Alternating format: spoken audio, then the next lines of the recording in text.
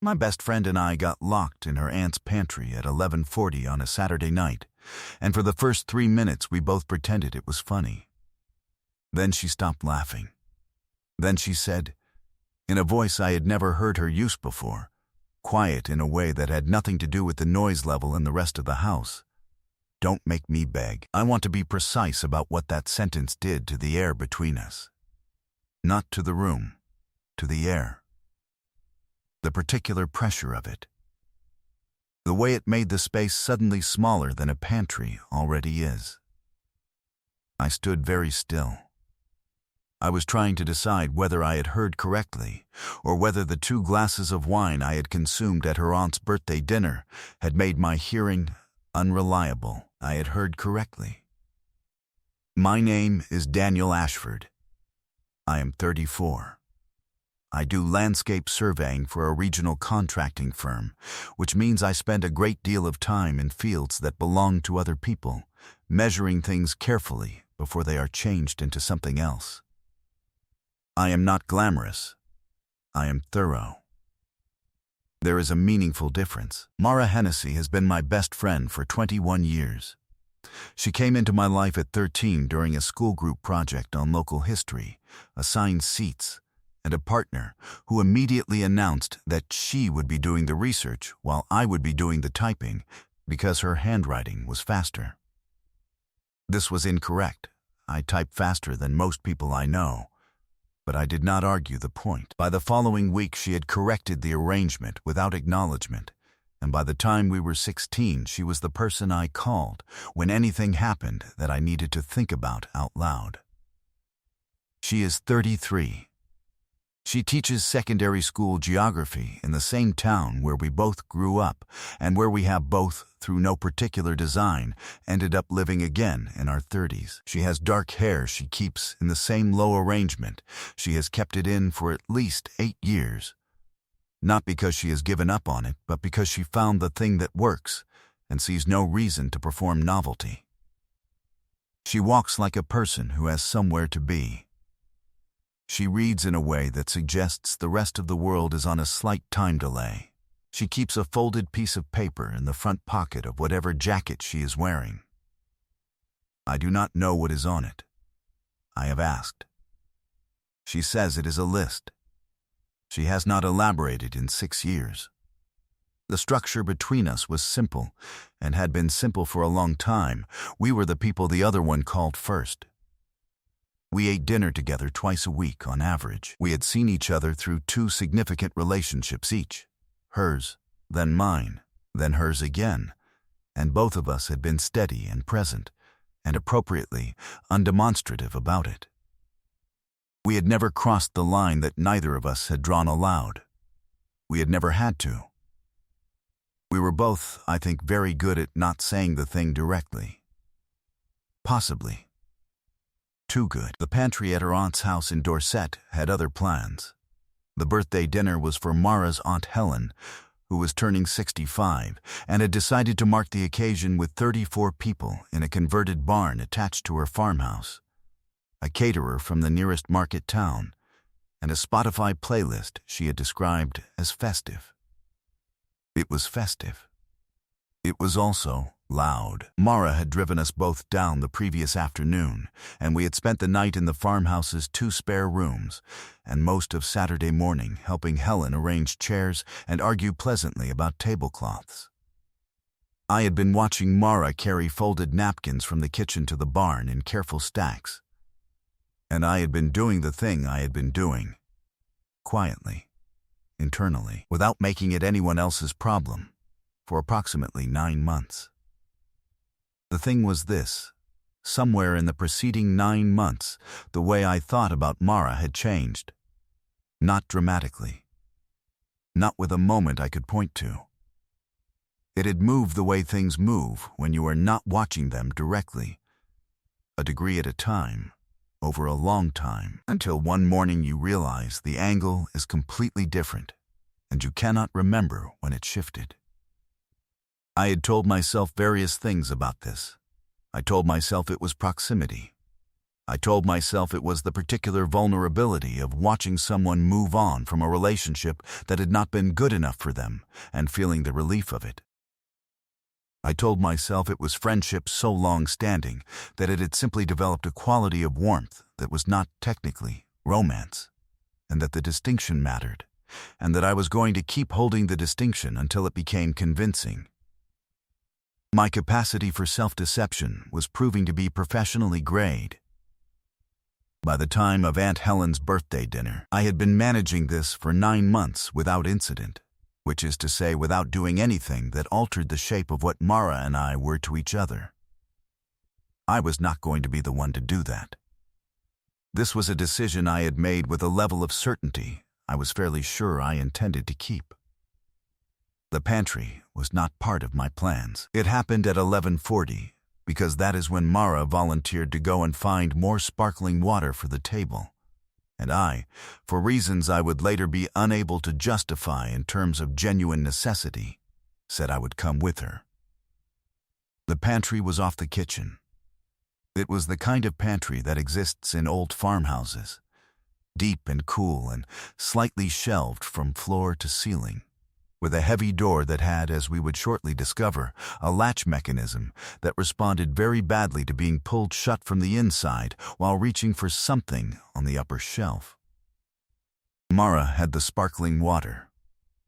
She had reached past it for something, a jar of something on the top shelf, the label facing away from me and the door, which neither of us had thought to prop, closed behind me with a sound that was, in retrospect, extremely final. There was a beat of silence. Did it? Yes. Is there a? I don't think so. We both looked at the door. The door did not offer anything useful. Helen will notice, Mara said. Helen has 34 people and a caterer. Helen will not notice for a while. She held the jar against her chest. I still couldn't see what it was, and looked around the pantry with the expression she uses when she is reassessing a situation she thought she had understood. Then she sat down on the floor with her back against the shelves, which, given the space available, meant her knees were almost touching my knees, and she started laughing. I sat down across from her, and I laughed too, and for 3 minutes it was fine. Then she stopped. I watched her stop. The laugh finished, but there was no expression that followed it. She was looking at the floor just left of my right knee, and she had gone inwardly still, not visibly, just inwardly, in the way she goes still when she is considering whether to say the thing she is actually thinking. I had seen her do this before. I had never seen what came after it look quite like this. "Dan," she said. "Mara, I need to tell you something." I noticed, with the precision of someone who surveys things for a living, that her fingers had tightened once around the jar and then released it. "Okay," I said. She looked up. The quality of the look was different from the ones I had a category for. Don't make me beg. I want to be accurate about the next 14 seconds. I understood the sentence. I understood what she was doing with it, the things she was not quite saying but was absolutely saying, the particular shape of it, the fact that beg was a word she had chosen with full awareness of what it disclosed. Mara Hennessy is a precise person. She does not reach for the wrong word. I understood all of this. I was also temporarily unable to move. This was not a sound decision on my part. I was making it anyway. "You don't have to," I said. My voice came out level. This was either composure or shock presenting as composure. "Tell me." She exhaled. It was very small.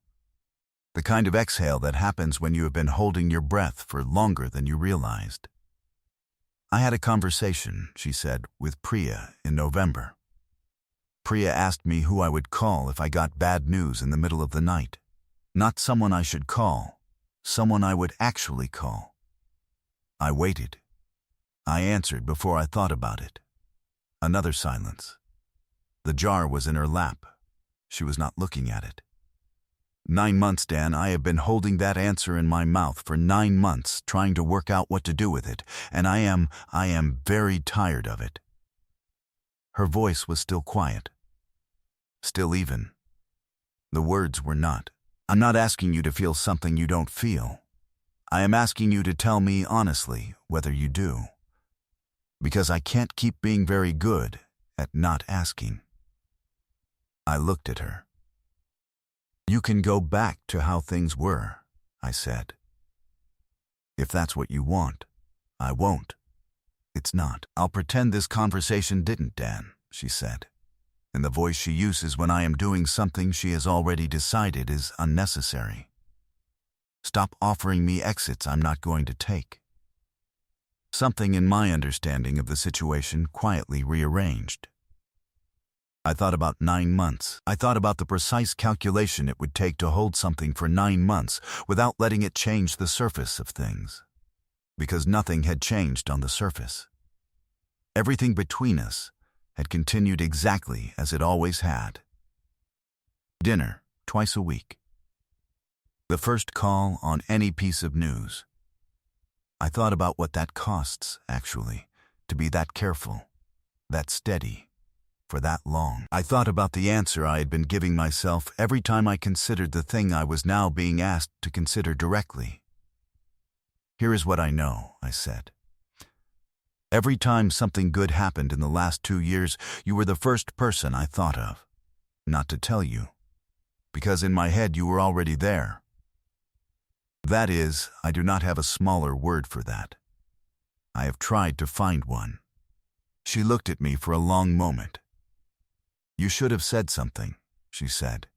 Not an accusation, just a fact, delivered quietly. So should you. The corners of her mouth moved. I just did, she said. You did, I said. She was still sitting with her back against the shelves, jar in her lap, knees near my knees in a pantry in Dorset on a Saturday night. She was not performing anything. She was just looking at me with the look I was putting into a new category, and I reached across and put my hand over hers, and neither of us said anything for a moment. Then, Helen's dog, which had apparently followed us to the kitchen, and had been sitting outside the pantry door in the dark for an unknowable amount of time, began scratching at the door and making a sound of profound personal grievance. We both started laughing again. It was a different kind of laughing. The jar, I finally read the label, artisan raspberry jam, was on the floor between us, and Mara was laughing with her forehead briefly dropped to her own knee, and I was laughing at the ceiling. And neither of us stopped when we heard Helen's voice from the kitchen saying, "Biscuit, what on earth?" Before the latch clicked and the door opened, and Helen found us sitting on her pantry floor, in what was, I am willing to admit, a fairly explanatory arrangement. Helen looked at us for approximately 3 seconds. "Oh, good," she said, in the tone of a woman who had suspected something for considerably longer than 3 seconds. "You two are finally sorted. I'll get Biscuit out of your way." She did. She also, without being asked, left the kitchen. 6 weeks later, on a Tuesday evening, Mara was correcting a set of Year 10 papers at my kitchen table while I made dinner, and she looked up and said, in a tone that was entirely casual, "You put garlic in this every single time, even though I have told you specifically that it doesn't need garlic." "It does need garlic," I said. "You are wrong about garlic," she said. "I have made this for you 14 times. And you have been wrong about the garlic 14 times. She went back to her marking. I added more garlic. The distinction between us was unchanged. The label on it was different. 8 months after that, her Aunt Helen asked her at a family lunch how it had started. Mara said he came to help me find sparkling water and the door closed, which is technically accurate and leaves out everything that actually matters, and which is exactly the kind of answer Mara gives when she has decided the full version is not the room's business. When Helen asked me the same question, I said she didn't beg. Mara, across the table, looked up from her bread roll and gave me the specific look she reserves for the moments when I have said the right thing in the wrong order. Years later, when people ask how it started, I don't say the pantry. I don't say the locked door, or the dog, or the artisan raspberry jam still sitting on Helen's shelf as far as I know. I say, she held a question for 9 months, and then she asked it. And I had been holding the same question, and we had both just been very, very good at not asking. Until the night we stopped. Nothing had appeared from nowhere. It had simply stopped being ignored. What would you have done if you were locked in a small space with someone who said those words to you, and you realized, for the first time, that you might have been waiting for them? And have you ever held a feeling for so long, so carefully, that the relief of finally saying it out loud was bigger than the fear of what came after? Leave your answer in the comments. If this one stayed with you, a like and a subscribe means I'll keep making them, and I'll see you in the next one.